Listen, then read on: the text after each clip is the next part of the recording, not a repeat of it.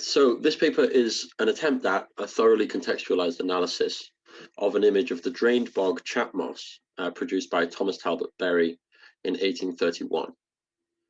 Chat moss was a sprawling peat bog around 8 miles west of Manchester. However, it was transformed into agricultural land by drainage schemes, which began in earnest in 1796. Moss, or moss land,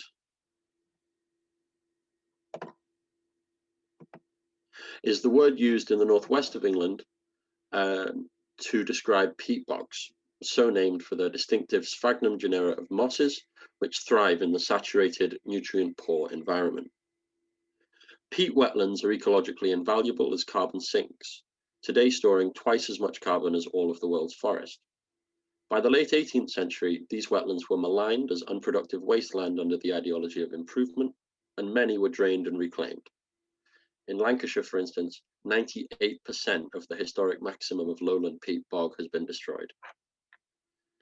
This print will be analysed in the context of the tradition of English landscape painting, finding that the socio-environmental process of drainage was aligned with the 19th century landscape idea via the visual strategy of single point perspective, in much the same way as enclosure.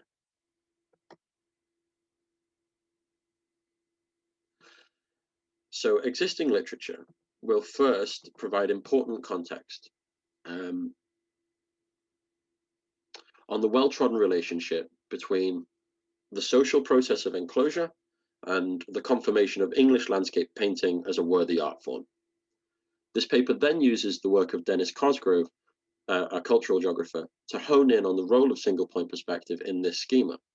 For Cosgrove, enclosure and single point perspective were part of a wider change in the notion of landscape, a change wherein land came to be regarded as alienable property. So linear perspective, English landscape painting, and the social process of enclosure are all part of the same shift in the English conception of landscape which took place at the end of the 18th century. This paper concretely nuances this rather broadly conceived conceptual shift by including within it the processes of land drainage which shape the English landscape. Little Shaw's recent work will then be used, alongside written accounts of the mosses, to provide context on how contemporaries signified the environmental distinctiveness of undrained wetland in painting and in text. In painting, an indistinct and undifferentiated ground plane was used to convey the wetland's dubious conceptual position as neither land nor water. Similarly, textual representations of wetlands by Daniel Defoe and the Reverend William Gilpin focused on their conceptual instability, also betraying anxieties about the wetland's ability or inability to support the weight of a person. We will then move on to T.T. Berry's print, arguing that the visual technique of single point perspective was used to advertise the structural stability of the drained bog, and therefore that drainage processes were bound up with enclosure in the transformation of the landscape idea in England.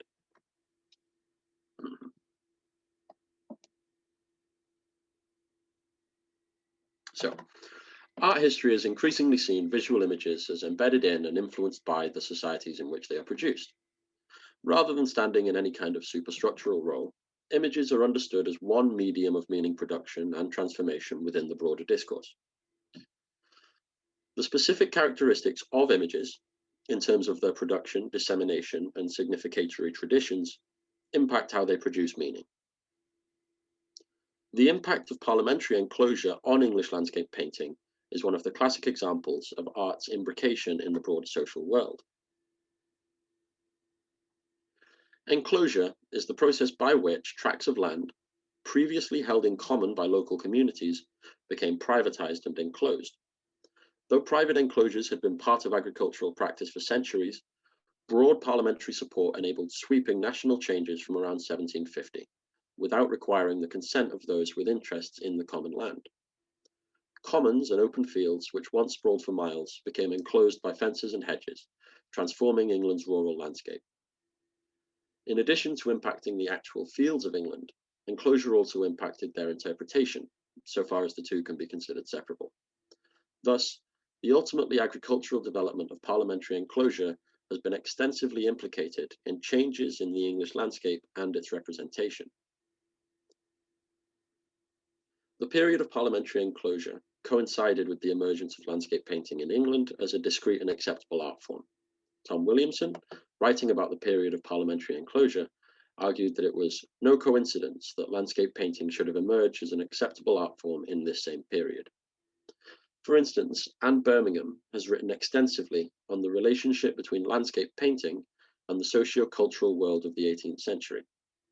John Constable's father was a miller, and Birmingham uses this to denaturalize Constable's rural landscapes. In her analysis of his famous The Hay Wain, Birmingham argues that what Constable shows us is not nature, but the naturalized sphere of Constable's father's economic influence. Appreciating the socio-economic context in which these images were produced is of course key to understanding them and denaturalizing their subject matter.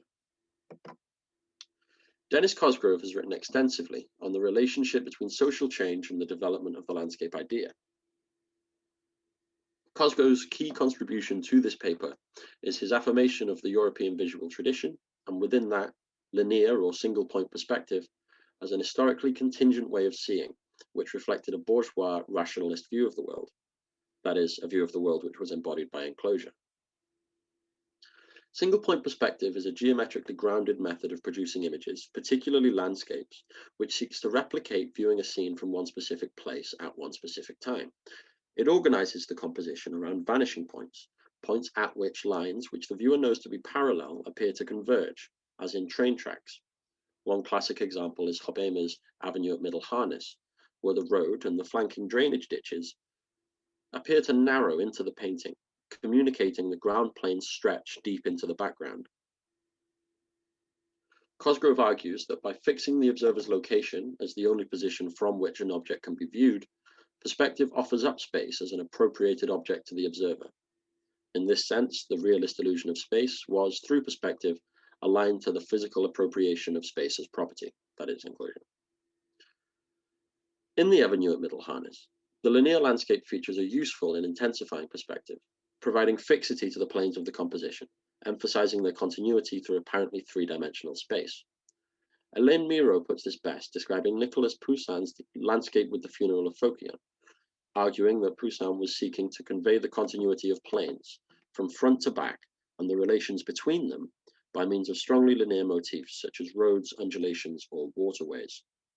Here, the long, tapering road conspires with the relative proportions of the people using it to give the image the illusion of depth.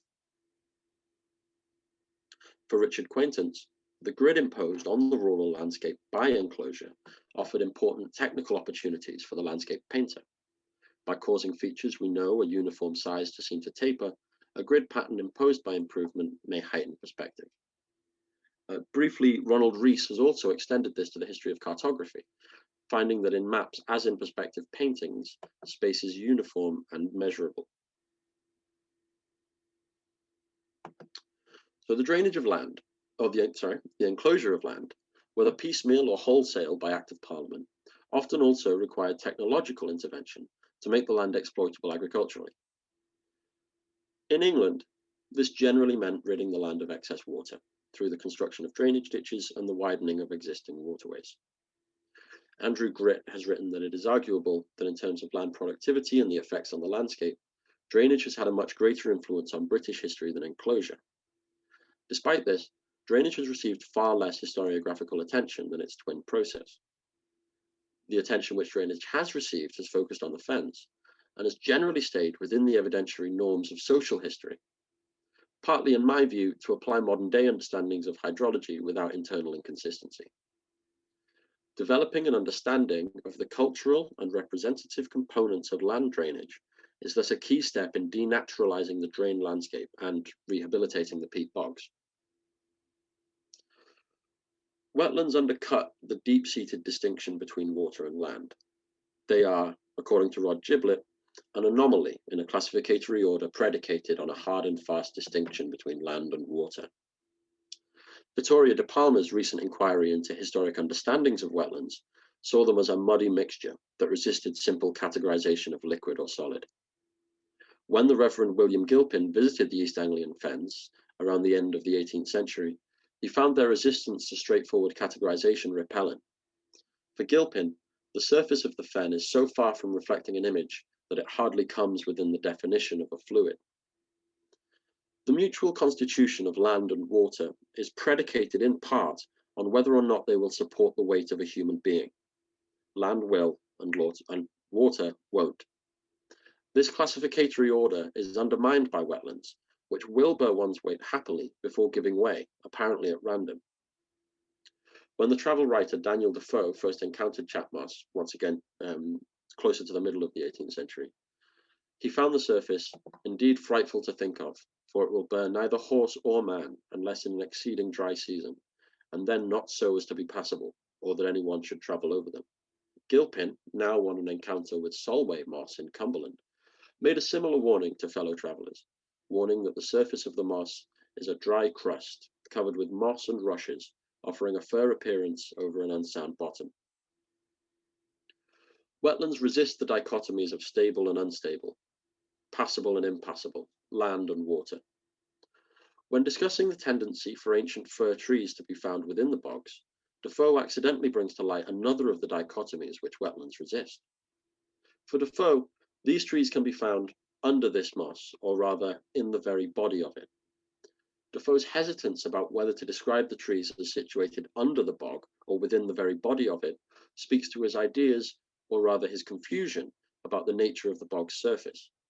Defoe's instinct is to describe the trees as being under the bog, as they would be under the surface of the ground, but revises this to being within it. Because the surface of the bog is neither like the surface of water nor earth, the bog resists the dichotomous opposition of under and in. Finally, for Tamsin Badcoe, writing about Edmund Spenser's The Fairy Queen, the representation of Irish wetlands offers a figure for the anxiety of the colonist. The wetland resists the colonizers' ability to transform the landscape wholesale, and further their capacity to traverse and map this landscape. As mentioned, representations of English wetlands prior to drainage and enclosure are rare.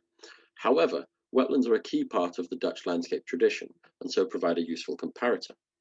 Little Shaw's very recent New Grounds for Dutch Landscape explains the representation of Dutch land reclamation. Shaw describes 17th century landscapist Jan van Goyen as deeply concerned with the ground plane, which sometimes seems to swoop up and become skiffs, dovecots, gnarled trees, irregularly thatched huts, or clumps of pleasance. That is to say, that the mud loses all categorical fixity and is conflated into its surroundings. This obviously is part of Van Goyen's strategy of representing a physically and conceptually unstable mire. Dune Landscape with Figures by Van Goyen shows a group of would-be drainers discussing their approach to the deep, dark and formless mud beneath them. For Shaw then, rather than a typical landscape painting, this one in fact depicts a refusal to discriminate between earth and water, showing instead what Shaw calls a non-ground.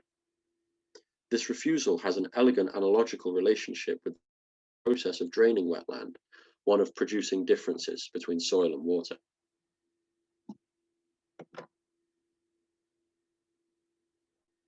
A highly successful architect, Thomas Talbot Berry, who obviously produced the lithograph that we'll be looking at in a moment, was also an influential artist and lithographer, most famously for his images of the emergent railways. Berry was producing for a viewing public both national and continental, which was hungry for images of great engineering and technical progress. Railway historian Alan Levitt has called Berry's prints perhaps the most sought-after railway images ever produced.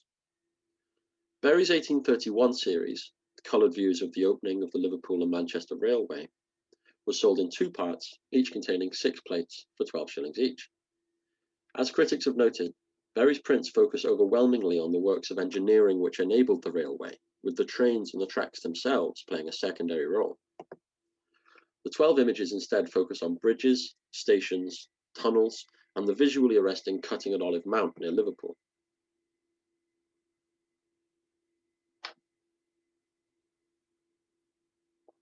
Details of the carriages were available only as part of a more expensive premiere book. This has been attributed to railway princes' inheritance from landscape painting, with trains cast as the shepherds, subordinate to the general view. This trend is upheld in the centrepiece of this paper, Berry's View of the Railway across Chat Moss, from the first part of the 1831 series. So the piecemeal drainage of small areas at the fringes of the bog had been occurring for centuries at least, but the first concerted effort to drain the entirety of Chat Moss began under William Roscoe in 1796. Although Roscoe's storied efforts eventually failed, others took up the mantle and continued the project. The crossing of Chat Moss was one of the major engineering achievements of the Liverpool and Manchester Railway. This feat was accomplished via a combination of partial drainage, infilling, and floating the line on bundles of bound heather, which supported timbers and gravel. As with the rest of Berry's prints, this print showcases a work of engineering, with the train itself playing a secondary role. In this case, the work of engineering is the moss itself, rendered dry, in the area shown at least by human ingenuity. In 1831, when this image was made, Chat Moss was undergoing extensive drainage works, designed to convert it to agriculture. The grid-like pattern which covers the moss is the network of drainage ditches intended to expedite the passage of water off the mossland.